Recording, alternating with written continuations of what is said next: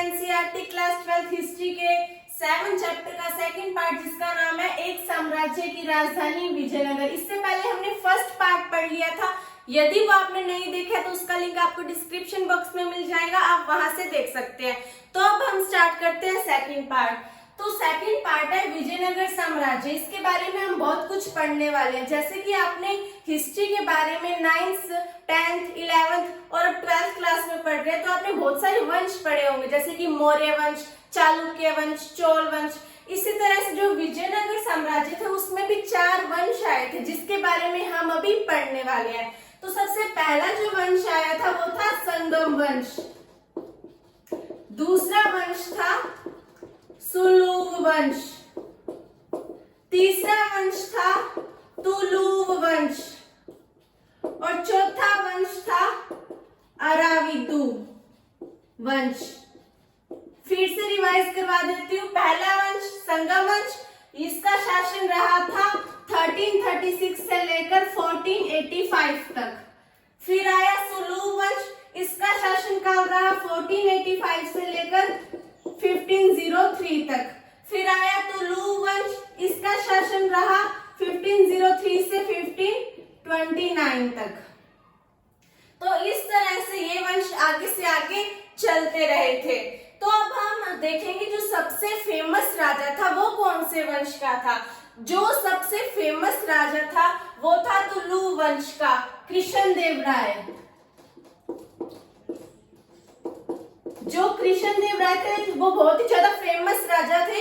आपने भी इनके बारे में सुना होगा, इनका नाम कहीं पढ़ा या देखा होगा इनके बारे में कुछ। तो जो कृष्णदेव राय थे इनकी एक रचना भी मिलती है जिसका नाम है अमुक्त मल्यथ। ये जो इनकी रचना है वो तेलुगु भाषा में लिखी गई है। वापिस से समझा देती हूँ। जो सबसे ज्यादा फेमस राजा माने जाते हैं, जो सबसे ज्यादा प्रसिद्ध राजा है वो कौन है? तुलुव वंश के कृष्णदेव राय। इनकी एक रचना भी है अमुक्त मल्यथ। ये कौन सी भाषा में लिखी गई है? तेलुगु भाषा में लिखी गई है। इसके अलावा इन्होंने बहुत कुछ काम भी किए थे, जैसे कि 1512 ईस्वी में क्या किया था इन्होंने, जो तुंगभद्रा नदी है और जो कृष्णा नदी है उसके बीच का जो दुआब का क्षेत्र है, मैंने आपको पहली वीडियो में भी समझाया था कि इस तरह से कृष्णा नदी जाती है, इस तरह से कृष्णा नदी जाती है और इस तरह से तुंगभद्रा नदी इसमें आकर मिल जाती है। तो ये बीच का जो दुआब का क्षेत्र है उसको इन्होंने अपने अधीन कर लिया था। फिर उसके बाद में आते हैं 1514 ईस्वी में। 1514 ईस्वी में इन्होंने ओडिशा के शासकों का दमन कर दिया था और फिर 1520 ईस्वी में इन्होंने बीजापुर पर विजय प्राप्त कर ली थी। तो इस तरह से कुछ इंपॉर्टेंट सन है कृष्णदेव राय के जीवन से रिलेटेड, जिससे क्या हुआ था, विजयनगर साम्राज्य का विकास हुआ था, वो अच्छी तरह से फला फूला था। तो ये सारी चीजें हमने अभी कृष्णदेव राय या फिर विजयनगर साम्राज्य से रिलेटेड पढ़ी। इसके अलावा जो कृष्णदेव राय है उनको गोपुरमों को जोड़ने का श्रेय भी जाता है। फिर से समझा देती हूँ। गोपुरम,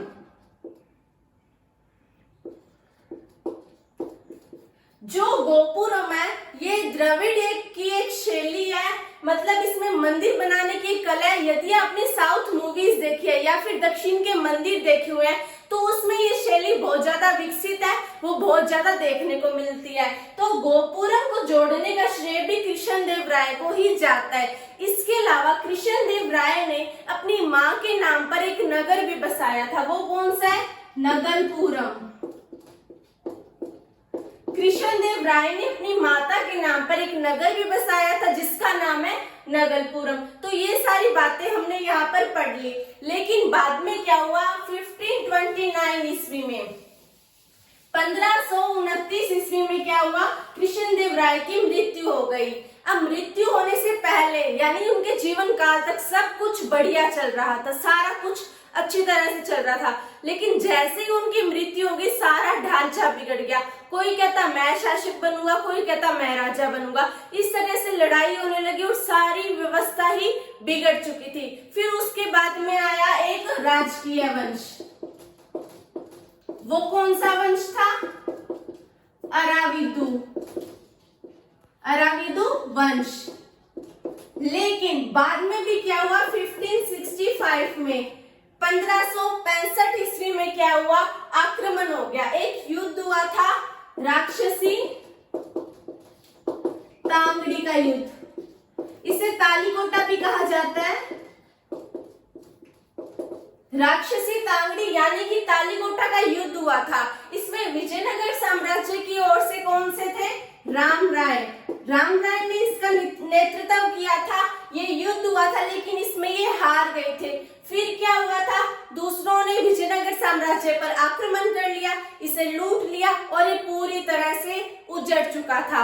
पहले जो इसका केंद्र था वहां से लोग हटकर पूर्व दिशा की ओर चले गए। अब इसका केंद्र कहाँ हो गया था, पूरब दिशा की ओर हो गया था। तो ये सारा हमने विजयनगर साम्राज्य के शासक या उसके वंश के बारे में पढ़ा, जिसमें जो सबसे ज्यादा इंपॉर्टेंट है वो है कृष्णदेवराय, उनकी रचना और उन्होंने क्या क्या किया था। ये सारी चीजें आपने इसमें याद करनी है। फिर सेकंड जो इसमें हम पॉइंट पढ़ने वाले हैं वो है राय और नायक। मैं यहाँ पे लिख देती हूँ, राय तथा नायक। अब राय कौन है, राय यहाँ पे किसके लिए प्रयोग में लाया गया, विजयनगर साम्राज्य के शासक के लिए प्रयोग में लाया गया। एक एग्जांपल से समझाती हूँ, कृष्णदेवराय। यहाँ पे कृष्णदेव के पीछे भी राय शब्द का प्रयोग है, या फिर मैंने अभी बोला था राम राय ने इसका नेतृत्व किया था। तो वो जो विजयनगर साम्राज्य के शासक थे वो अपने नाम के पीछे राय जरूर लगाया करते थे। राय का क्या मतलब है, ये राय जहां पर भी लिखा हुआ आ जाए उसके साथ आपको ये समझ आना चाहिए कि ये विजयनगर साम्राज्य के शासक के लिए यूज किया गया है। फिर दूसरा वर्ड आता है नायक। नायक का मतलब है सेना प्रमुख।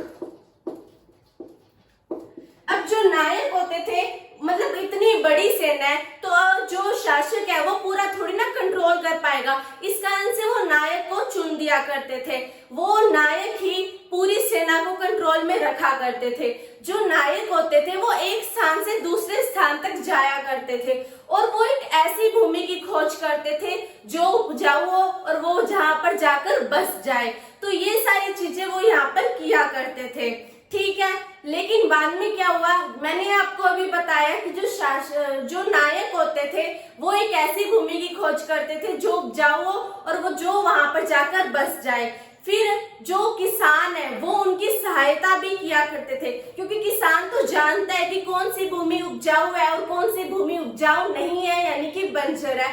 तो जो किसान थे वो उनकी मदद किया करते थे उपजाऊ भूमि को ढूंढाने में। जो नायक होते थे वो कई बार शासक के विरुद्ध विद्रोह भी कर दिया करते थे, लेकिन जो शासक है वो सैनिक कार्रवाई के द्वारा उनके विद्रोह को दबा दिया करता था, उन्हें खत्म कर दिया करता था।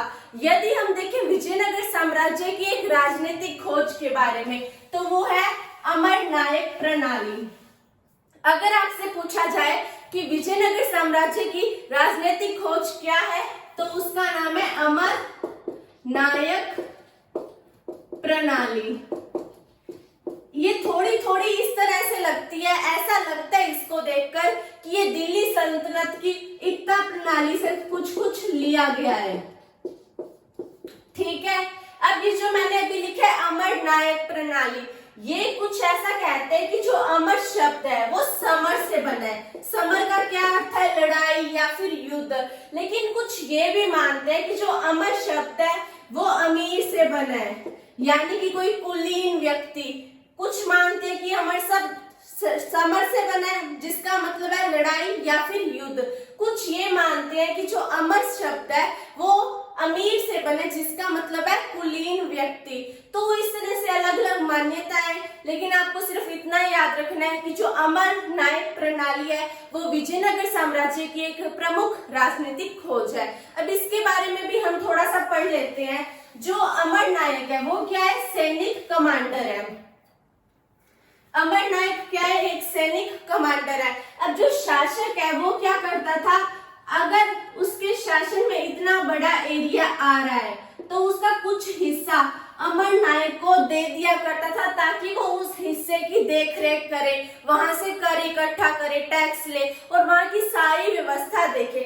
जिस तरह से जो सरकार होती है वो छोटे छोटे एरियाज में यानी कि जो डिस्ट्रिक्ट होती है उसमें बांट देती है, जिलों में बांट देती है, उसी तरह से यहाँ के शासक किया करते थे। यहाँ के शासक संचालन करने के लिए अब इतने बड़े एरिया को तो वो संभाल नहीं पाएंगे, इस कारण से उसे छोटे छोटे टुकड़ों में बांट दिया करते थे ताकि वो एक हेड दे दें कि ये इसको संभालेंगे और इनके ऊपर कौन सा हेड है, इनके ऊपर है शासक। अब ये जो अमर नायक होते थे वो इनके पास जो हिस्सा आया हुआ होता था उससे कर वसूल लिया करते थे और कुछ हिस्सा वो अपने खुद के लिए रख लिया करते थे, कुछ पैसे अपने खुद के लिए रख लिया करते थे और थोड़ा हिस्सा जो उनके पास सैनिक होते थे या फिर जो घोड़े हैं, जो हथियार या फिर कोई और व्यवस्था है उसके लिए रख लिया करते थे और बाकी का हिस्सा शासक को दे दिया करते थे।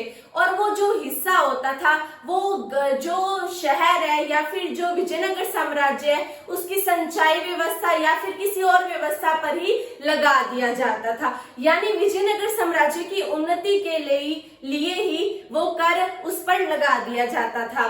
जो अमर नायक है वो साल में एक बार विजयनगर साम्राज्य के शासक को भेंट दिया करते थे। अब वो जब भेंट दिया करते थे वो साथ में खुद भी आया करते थे अपनी स्वामी भक्ति दिखाने के लिए कि वो हमारे स्वामी है।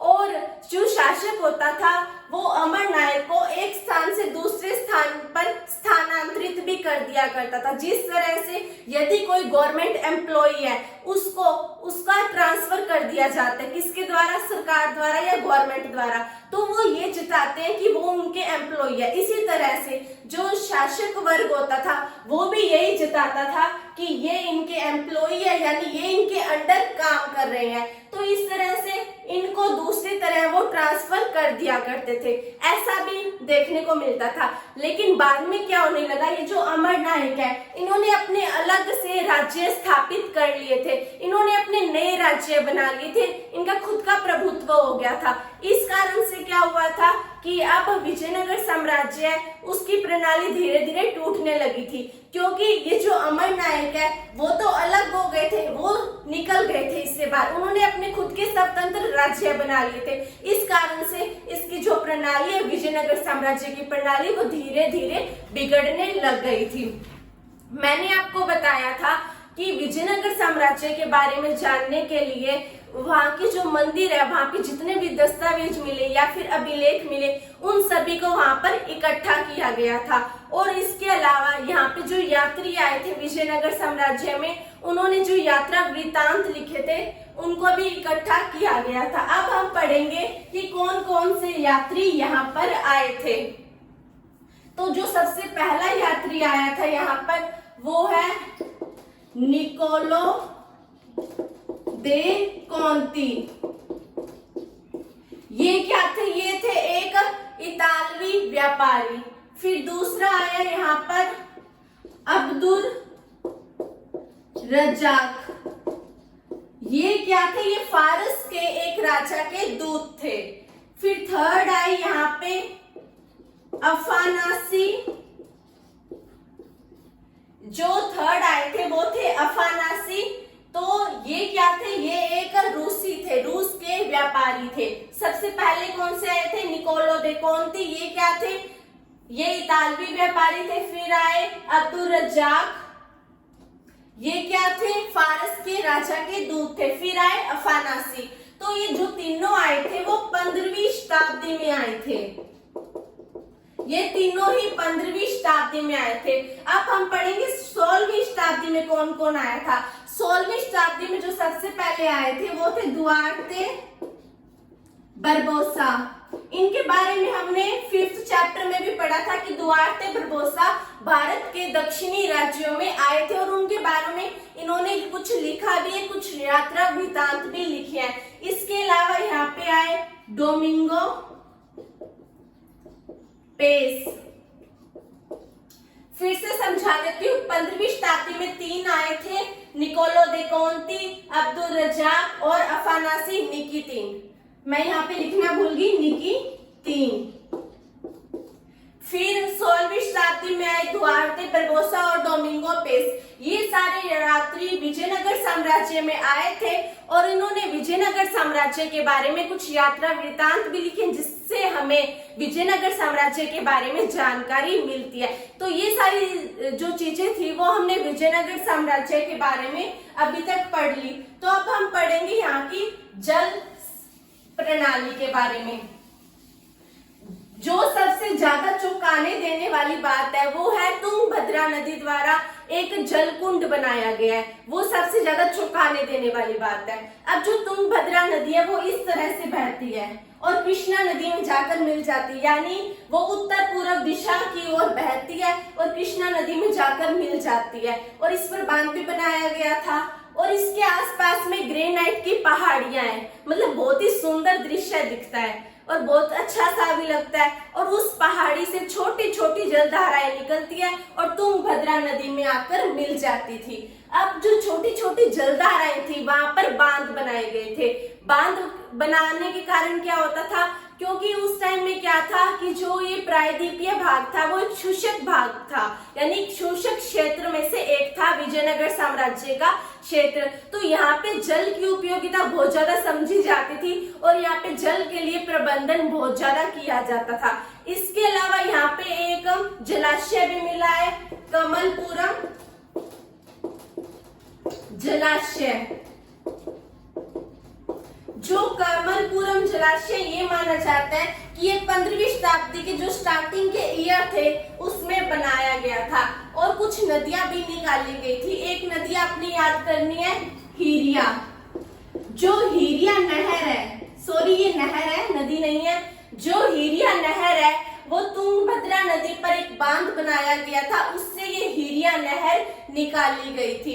तो ये दो चीज आपने इम्पोर्टेंट याद करनी है। और एक जो सबसे ज्यादा याद करने वाला है वो तुंगभद्रा नदी द्वारा बनाए गए एक प्राकृतिक कुंड याद करना है। तो इसमें जो जल की उपयोगिता या फिर जो जल संचय प्रणाली, इसमें ये तीन ही चीज याद करने लायक है। तो मिलते हैं नेक्स्ट वीडियो में, देखने के लिए धन्यवाद, बने रहिए हमारे साथ, थैंक यू।